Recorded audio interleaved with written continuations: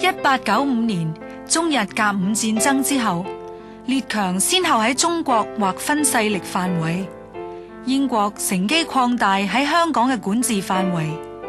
1898年，中英喺北京簽訂咗中英展拓香港界址專條。英國向滿清政府租借新界嘅地方，租借期係99年。新界其實唔係一個地名，而係泛指展拓香港界址專條中，英國向中國取得界限街以北同鄰近島嶼嘅租界範圍。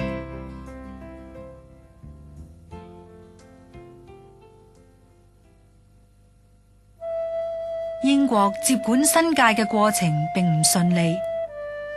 當英軍喺1899年進入新界嘅時候，就遭遇村民強烈嘅反抗。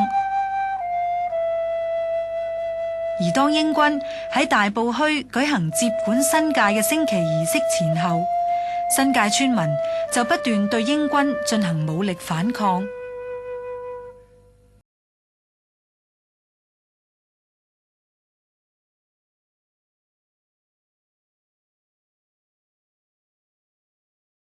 錦田吉慶圍嘅村民就曾經進行過悲壯嘅抗英活動。雖然吉慶圍有護城河同堅固嘅鐵門作防衛，但係都敵唔過英軍嘅炮火。最後圍牆終於被炸毀。英軍攻陷吉慶圍之後，仲將正門嘅連環鐵門拆走，運返愛爾蘭做戰利品。後嚟經過多次交涉，直到1925年，英國先至將鐵門送返錦田吉慶圍。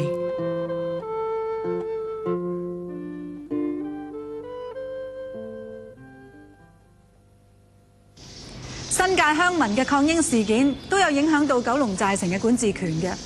由於英國官員懷疑有一啲中國嘅軍隊同埋官員都有份參與新界鄉民嘅抗英活動，所以喺1899年佢哋佔據咗九龍寨城，仲將入邊嘅中國官員驅逐離開香港。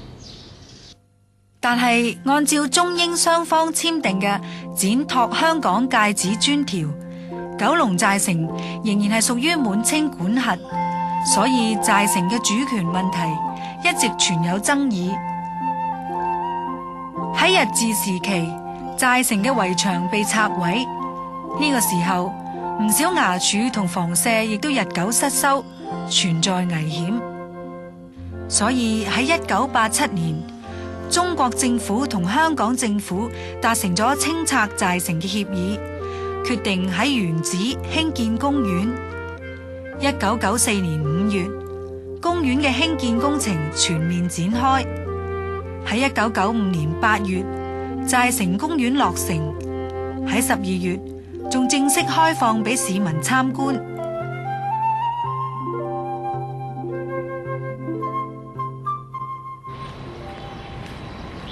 寨城公園係一個糅合古蹟同埋中國江南園林設計特色嘅公園。今日呢一度已經另有一番景象啦。